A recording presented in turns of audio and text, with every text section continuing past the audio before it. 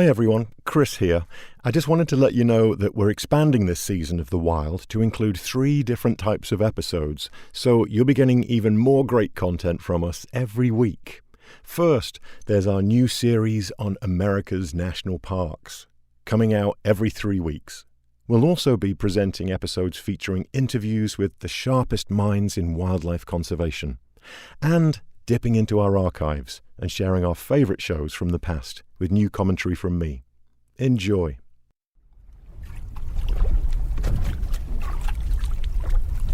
All right, let's see what I can see.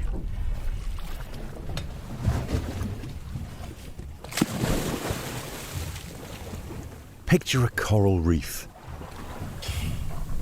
Maybe you see rocks and turrets in colourful arrangements, fish darting left and right. Octopuses backing into holes, crabs skittering across crusty surfaces, maybe a scuba diver or two trailing bubbles as they fin gently above the scene. There's a tiny, magical being at the root of all this activity. The reef is the work of billions of soft-bodied organisms known as coral polyps. These squishy animals can be as small as a sesame seed, but are some of the world's most impressive builders. When they're young, they drift, helpless in the ocean currents. But once a polyp bumps into something hard, where it can live, often a cluster of its friends, it attaches itself and starts to secrete a hard shell for protection. These chalky shells survive the polyp's death and accumulate, one by one, generation by generation, until they become a reef.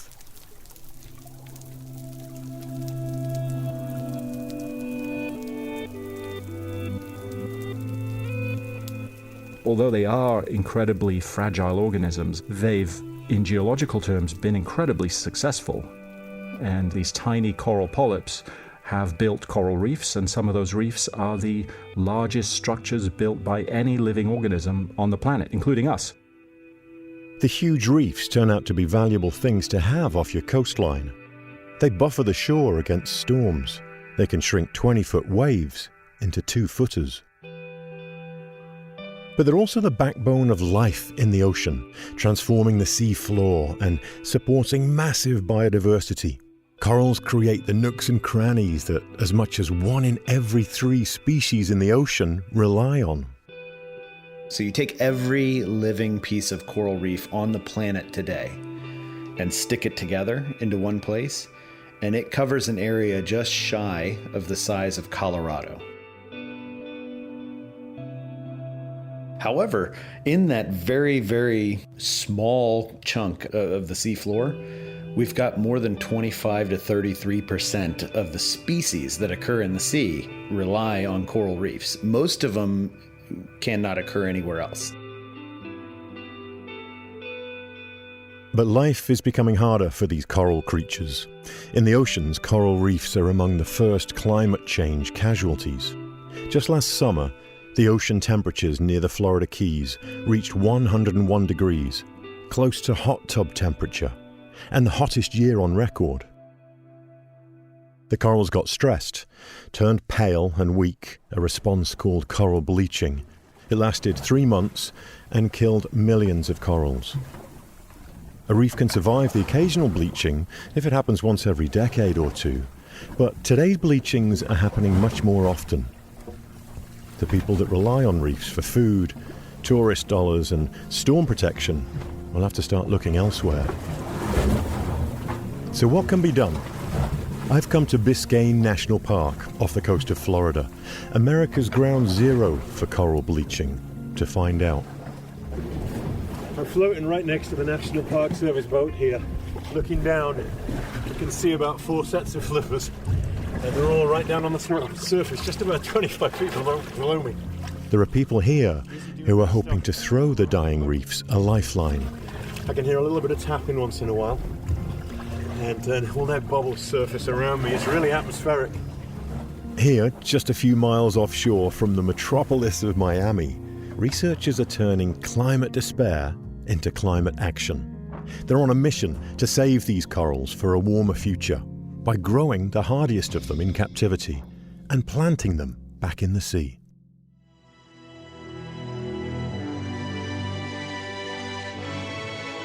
From KUOW in Seattle and Chris Morgan Wildlife, welcome to the wild.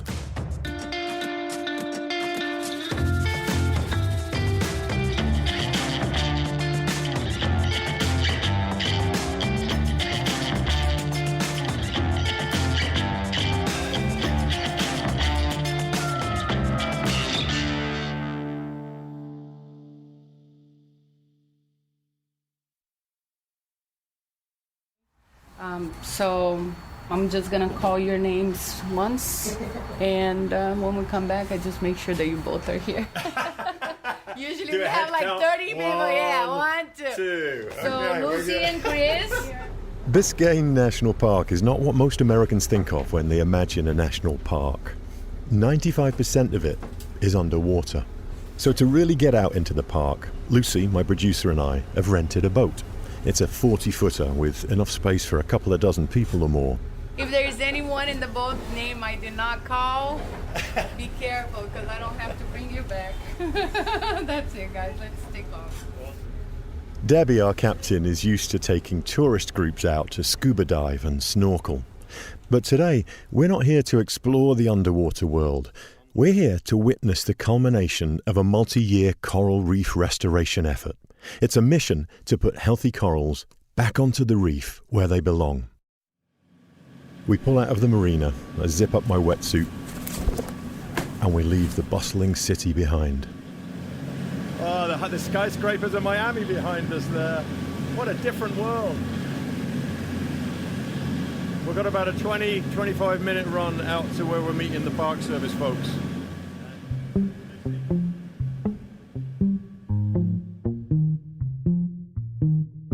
The team of scientists from Biscayne National Park had an early start today. Their journey began at 4 a.m., way down south of Miami, at a place called Summerland Key, not far from Key West, where they loaded up some very precious cargo. All right, we have arrived at Summerland Key, and we're unloading all of our coolers, bubble wrap, and picking up the little coral babies. Coral babies, nested lovingly in bubble wrap, and under the watchful eye of park interns Maite and Ewan. 150 tiny pieces of baby coral in a cooler and on an extraordinary journey, like urgent little organ transplants. They took a 4-hour road trip from their nursery at a marine laboratory called Moat, right up the Florida Keys to a dock south of Miami. Maite and Ewan completed their early morning run to Summerland Key and made excellent time, so thank you for getting up so early. Waiting to meet them dockside for the next leg was Dr. Amanda Bork, an ecologist from Biscayne National Park. She's the one who's leading this whole operation. We are waiting to leave the dock and we're being offered fudgy brownies to fuel our day, which is great. It's a beautiful sunny day here at Biscayne National Park. Fudgy brownies included. And we are on our way. We now have about a 45-minute boat ride up to the outplanting site. The outplanting site is where we're going to meet up with Amanda and the others. It's a big day. The baby corals began pampered in captivity at the Marine Lab for nearly 3 full years. And they're about to be planted back underwater in their new home. It's a bit like a kindergarten graduation, only with 100 times more moving parts. Hi, this is Amanda Bork from Biscayne National Park. I'm calling to log a dive, please. They arrived at the site a few minutes ago. It's marked by a little red flag in the middle of the ocean. For safety, Amanda radioed the Coast Guard with their exact location. 5.64427 minus 80.09714. As we speed out to the site, I'm thinking it's like no national park I've ever been to before. Biscayne National Park was established in 1980 and is home to the 3rd largest coral reef on Earth. It's bigger than Zion National Park in Utah, but from my conversations, a lot of people have never heard of it. Maybe because here, most of its life is beneath the sea. National Park Service. All right, that's them. We arrive on our boat just in time to meet Amanda at the outplanting site. We can see scuba bubbles floating up to the surface of the water, and every so often, the edge of a fin. All right, gonna go and... First time I've met someone like bobbing around in the sea. I'm in a wetsuit with a face mask and snorkel and a front row seat on the operation. The water's cloudy because there's quite a swell, but I can see 3 of the team members getting to work on the seabed about 30 feet below the surface. They transferred the corals from the coolers into green milk crates to take them underwater. Amanda tells me how the coral planting works. We're putting these corals out in a design that we figured out ahead of time. And they're basically getting put out in a grid. So we have one person going in front with a brush and scraping off the algae off of the reef.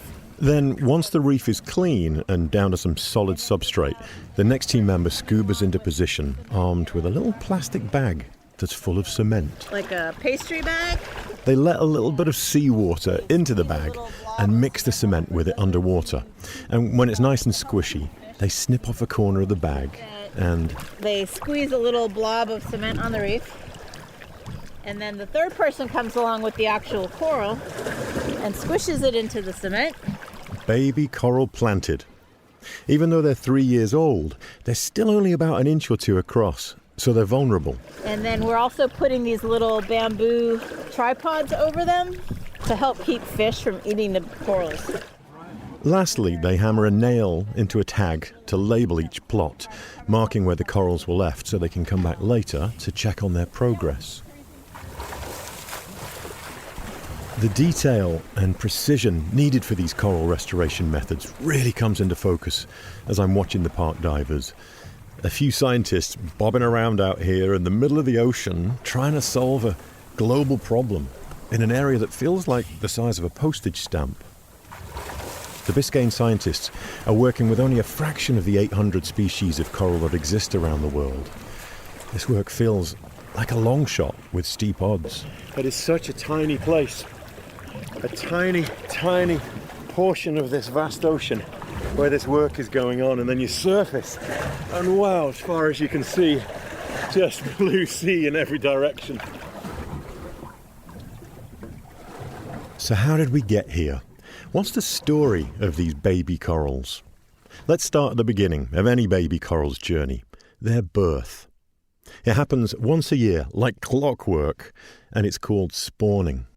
When you're diving at night, because this spawning event usually occurs at night, you can be in the middle of clouds of sperm and eggs that are lifting off of colonies all around you, making their way to the surface, and it feels a bit like you're in an inverted snow globe. Dr. Andrew Baker is the director of the Coral Reef Futures Lab at the University of Miami. He's been witnessing coral spawning events for over 20 years. And you do feel like you're in a lunar landscape. It's definitely a little psychedelic. Like many reproductive stories, a lot has to go right when male meets female. For corals like Florida's threatened staghorn, a full moon and perfect environmental conditions prompt the release of massive amounts of sperm and eggs in the nighttime snowstorm Andrew was talking about. It's a reproductive strategy known as broadcast spawning. Billowing clouds of male and female sex cells are released from parent corals. They drift towards the surface, hoping to bump into their match. The cells can only stay alive for a few hours, and there are no guarantees of success. Imagine speed dating with thousands of people in a giant stadium as you all drift helplessly towards the roof, in the dark. Only a small portion of the cells get fertilized, but those that do start dividing and become tiny coral larvae that drift along in the current until they bump into something solid. There, they put down anchors and set up a permanent home. The larvae transform into coral polyps, growing mouthparts and tentacles for catching food. To get this far, so much has to line up. Water temperature and quality have to be ideal. The density of the sperm and eggs has to be right. The timing of their release has to be flawless. The light, the water's acidity, the sloshiness of the sea, the presence of predators. If just one thing is wrong, the reproductive cycle fails. It's because these odds are so stacked against the coral's survival that scientists have started stepping in to help.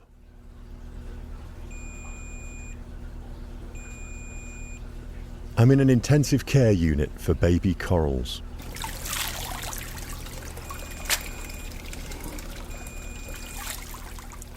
These coral polyps were collected from their spawning location in Biscayne National Park and delivered to Moat Marine Laboratory, the coral nursery 3 hours away down the Florida Keys. Dr. Jason Spadaro leads the coral reef restoration program at Moat. We're set at the Elizabeth Moore International Center for Coral Reef Research and Restoration, and we affectionately refuse to call it that, so we refer to it as IC2R3. Oh, right. Yes. Also a mouthful, though. Yeah. Yes. It sounds like a robot.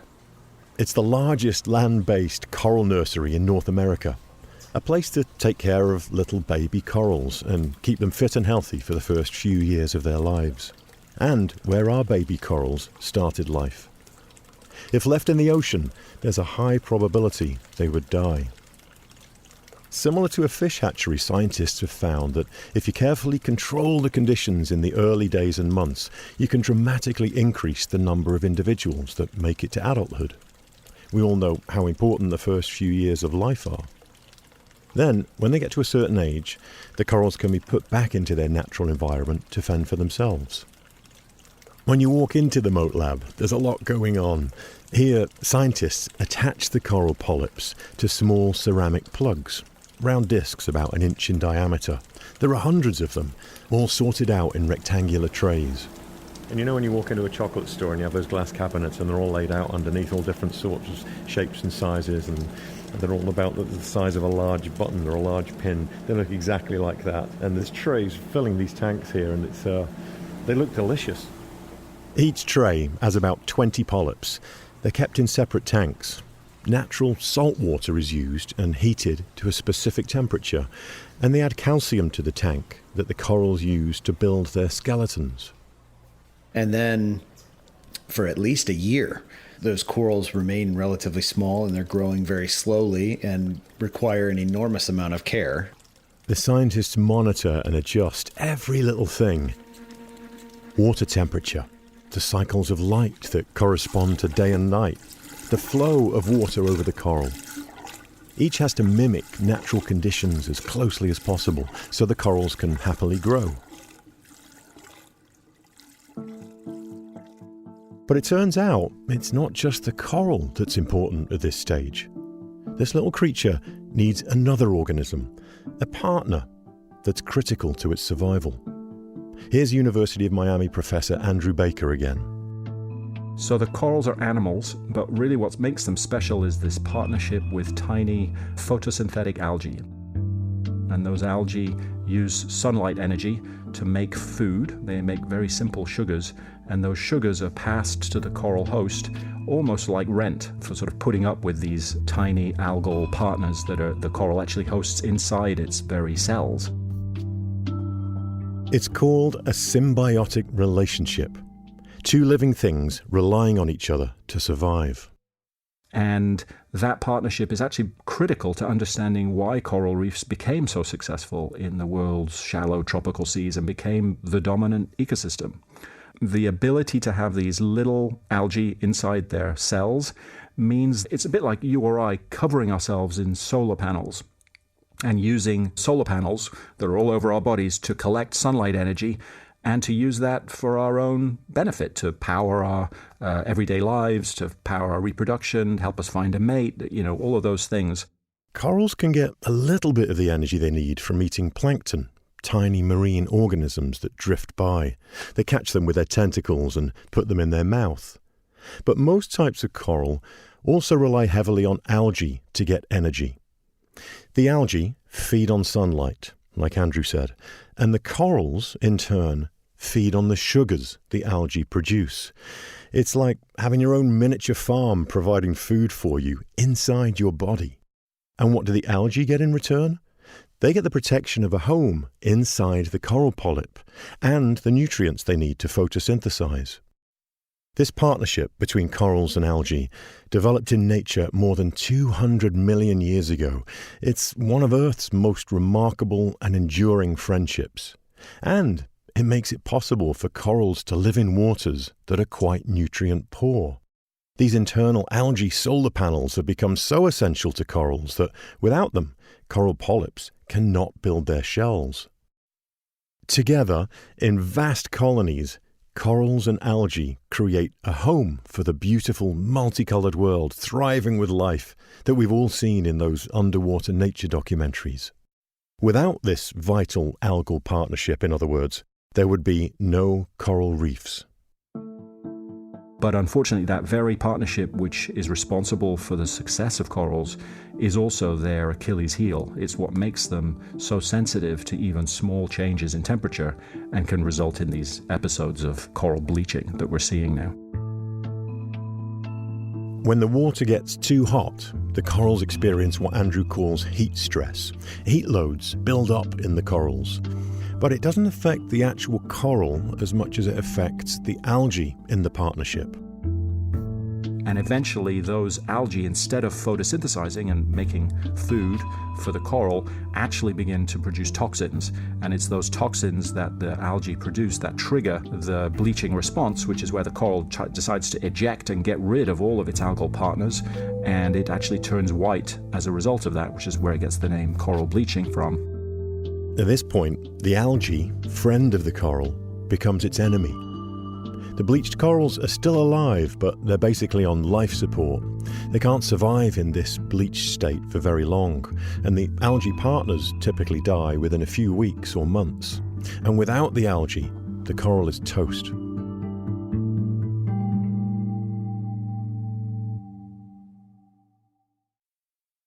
Andrew has seen bleaching happen for decades. It's not a new phenomenon, but the bleaching events that are happening because of climate change are stronger and last longer than ever before. They're also becoming much more frequent. The heat wave last year killed thousands of corals, but this tragedy had a silver lining. It left behind one important evolutionary clue. It revealed to scientists which corals were the most resilient, which ones were most capable of surviving the thermal stress caused by the intense heat wave. It's those corals, the resilient ones, that Jason from Moat is focused on helping survive, because they are the ones with the traits that give them the best chance of withstanding climate change. Corals, just like any other community of critters, have different traits, genetics, and what we're trying to do is identify the traits that make these corals able to withstand higher temperatures, lower pH, and the combination thereof of those and many other stresses. After the break, how scientists are looking into a warmer future and training corals to be ready for it.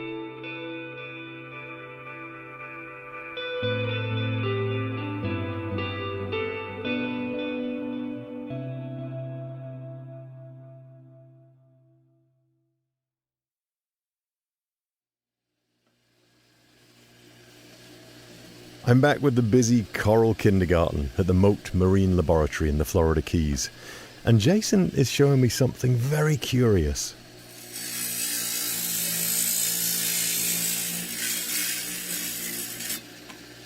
They're using a diamond saw to chop the baby corals into lots of little pieces. When they cut a piece of coral in half, both pieces grow faster. Think of it like getting an injury that your body responds to. So your skin is an organ that's constantly growing, but it's not growing very fast until you cut yourself and you damage the skin. And then those cells around the damaged tissue ramp up their growth rate dramatically by an order of magnitude, and it heals and then they slow back down. We're capitalizing on the same response in corals. So they figured out that they can collect pieces of resilient coral, those that have survived bleaching, and then cut them into lots of other pieces to help them grow into resilient adults. It's called microfragmentation. After they're cut, they go through an intensive process of care and rehabilitation. Marion Biddle is a staff scientist at Moat. So we are using a turkey baster to get rid of the slime that the corals are emitting after we cut them. It's kind of they're expelling their mesenteries. It's their like armor, basically. They're throwing up because they're stressed. Yeah. But then they get the spar to recover. Exactly. Nice. After they're chopped up, they're glued onto their little ceramic plugs and placed into water tanks the size of bathtubs. Once the corals have grown big enough to cover their plugs, they're replanted out in the reef to fuse together and become one big colony again. Some of the corals are kept for other experiments. The beauty of microfragmentation is that even a small, a golf ball sized coral can produce 10 or 15 microfragments, and within a year or so, each of the microfragments is large enough for us to cut into 10 or 15 more microfragments. So you go from one colony to 10 to 100 or 150 within, a short period of time. So one golf ball can become 10 or 15 golf balls over 1 year? Yeah, absolutely. In some cases, much faster than that. So it's one way to hack the, we'll say hack with air quotes, the biology of the organism. The diamond saw and the turkey baster are letting the scientists trick the coral into entering recovery mode. But it's not just microfragmentation that scientists are experimenting with. They're also looking at how to help the corals adapt to the extreme changes in temperature and acidity. One of those experiments is called stress hardening, and this side of their work means exposing the coral to hot and acidic conditions, stressing them out as babies so they get used to living in those conditions as they grow into adults. Here's Andrew Baker. So we don't stress them out too much, right? We don't want to kill them all, but we need to give them a taste of what's to come, put it that way, to help them pre-adapt to the conditions that are going to develop. And as we began to do experiments in the lab to make that happen, we realized that one of the best ways of doing it was to actually artificially bleach the coral to remove all of its original symbionts and then let the coral recover, sometimes under slightly warmer conditions, and they would naturally recover with these heat-tolerant symbionts as long as they were sort of available in the environment. The algae that are more heat-tolerant, that can withstand higher temperatures without getting stressed, they exist already in the natural marine environment, but randomly bumping into a coral partner out at sea is rare. In the lab, though, scientists can make it happen. And by gently exposing the coral to conditions that are similar to what's heading their way with climate change, Andrew and his team are making a natural process happen faster and more often. If you bleach corals and let them recover in the lab, they typically recover with these more heat-tolerant symbionts. And then if you were to put those corals out on the reef, they're going to be more thermally tolerant than the corals that you didn't do that to. In other words, they're more likely to survive the warming waters of climate change. You might think of it as assisting the corals with their natural evolution. There's always a reluctance to tamper too much with the natural system, and you can point to all kinds of situations where that's gone wrong. But there's also plenty of examples where it has worked. And I think the decision of whether or not to intervene is obviously a really important one, but the swing factor, what has changed in the last 5 or 10 years, is the recognition that if we don't do something, the situation is going to keep getting worse. And if this action is going to result in a reef system in 2045, let's say, that is more resilient than the reef system we've got now, even if it looks very different from the system that we've got now, that's better than just letting them slide into the abyss. What would you say to someone who thinks that this is playing God? I would say that we've already played God. And the God that we played over the last few hundred years has been an Old Testament God of death and destruction. And if we're going to play God, we might as well be the New Testament God of love and forgiveness and recreation and restoration. So, I guess that would be my answer.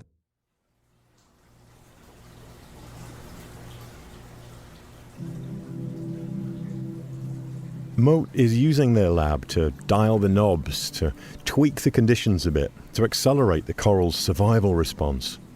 The scientists are definitely manipulating, but they're also caregiving. It does feel like a coral kindergarten here. Yes. Right? Where they all go off to different destinations for the rest of their lives, and this is where it all began. The young corals come in several shapes and sizes and colours. They're diverse, like the actual reefs they create together. Jason describes their variety. Obviously, there are genetic differences, but there's also phenotypic differences. Like, some of them have a lot of green in the mouth on each of the polyps, and some of them have this orange flash, in some of the colonies and everything. So you start to actually recognize and kind of, as much as we try not to, anthropomorphize some of them. They're like, oh, that's the really pretty one, or that's the fast grower, that's the real winner, or and you do kind of bond with the animals quite a bit. And I love how you call them animals. Yes, yeah. It's not a rock we're talking about. Yeah, it may look like it, and sometimes we may, get angry with them and call them rocks, but no, they're animals, and they're sadistic. They're engaged in chemical warfare. They'll swat and sting and eat their neighbors, and when they get sick, you treat them and kind of move them into an ICU kind of ward in the nursery and give them medications. Jason has spent so much time with these animals, emotions can run deep. You definitely get a bit of a relationship with them.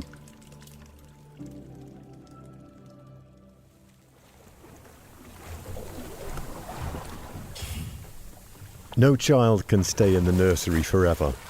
Once the corals have grown up enough, it's time for some of them to be placed back on the reef to see if they can cope on their own in the big wide world.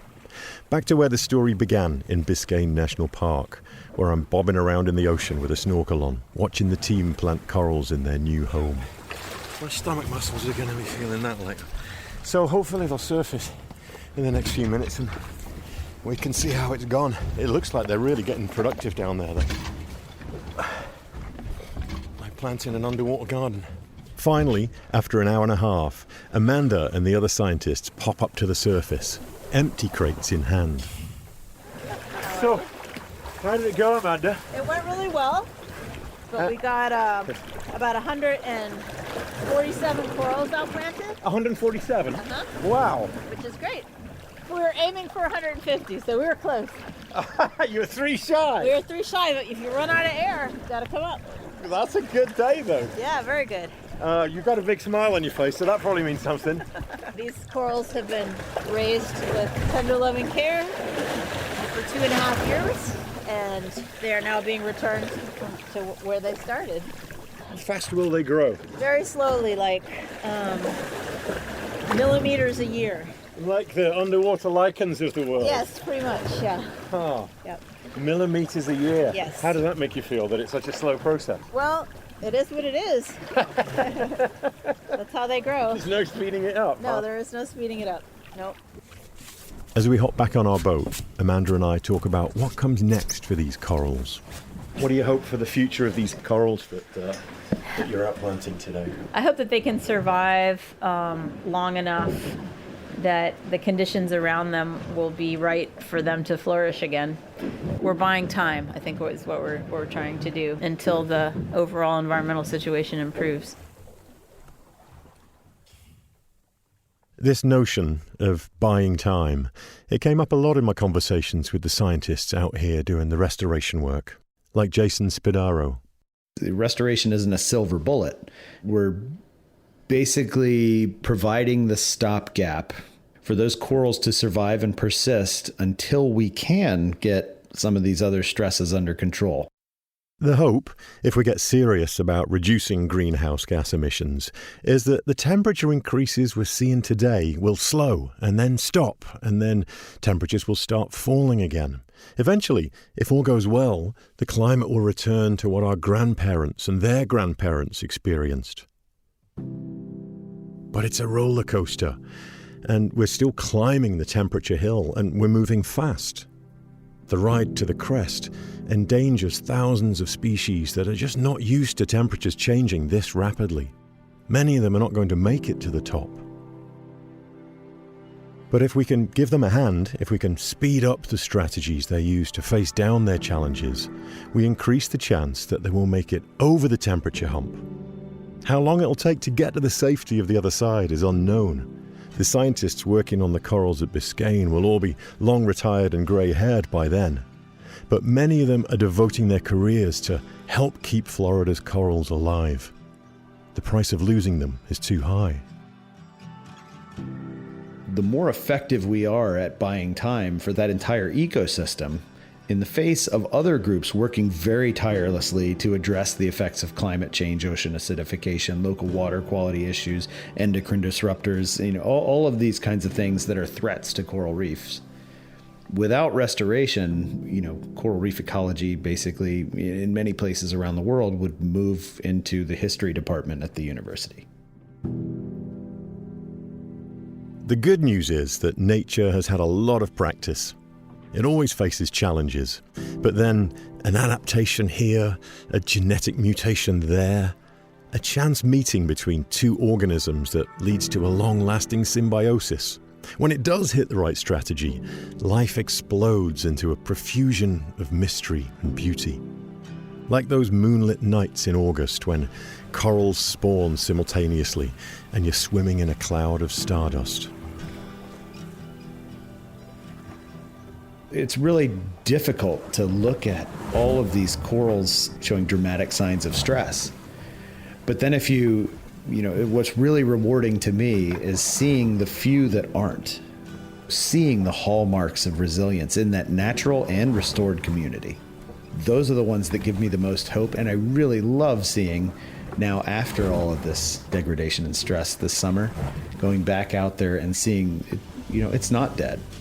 There's quite a bit of life, and there's quite a bit of recovery, and there's quite a bit of growth and recruitment, and there's a resilient story out there on Florida's coral reef. It's not ready for the history department just yet.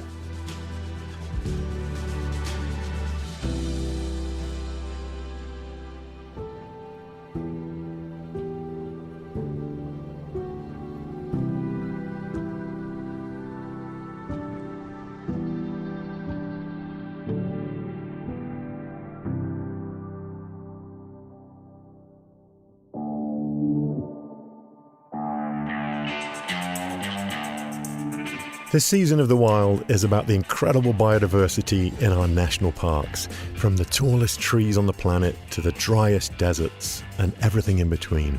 And it's about the people working in and around our national parks to protect the natural world while we still can. As always, there are some great photographs and clips from our journey through the national parks on Instagram @TheWildPod and @ChrisMorganWildlife. The Wild is a production of KUOW in Seattle and Chris Morgan Wildlife, with support from Wildlife Media. This show would not be possible without listener support. You can help us continue to create this special immersive storytelling by donating to KUOW. Go to kuow.org/donate/thewild. Thank you. Our producer is Lucy Suchek. Writing for this episode by Christopher Preston. Jim Gates is our editor. It's hosted, produced, and written by me, Chris Morgan. Special thanks to Deborah Rosen, Ben Goldman, and Dave Richards for lending us his hydrophone. A very special thank you for their kind financial support to Jill and Scott Walker, Rose Letwin, Alan Ferguson, Anna Kimball, John Taylor, Paul Lister, Bob Yellowlees, Barbara Stallman, and Barton Brooks. Our production team includes David Brown, April Craig, Marshall Eisen, Michaela Ginotti-Boyle, Tatiana Latre, Matt Martin, Kara McDermott, Amelia Peacock, Darcy Riggins-Schmidt, Brendan Sweeney, and Hans Twite. Our theme music is by Michael Parker. Additional music by Carly Burke, also known as Arsis Marty. I'm Chris Morgan. Take good care of yourselves and do what you can to take care of our beautiful planet. Thanks so much for listening.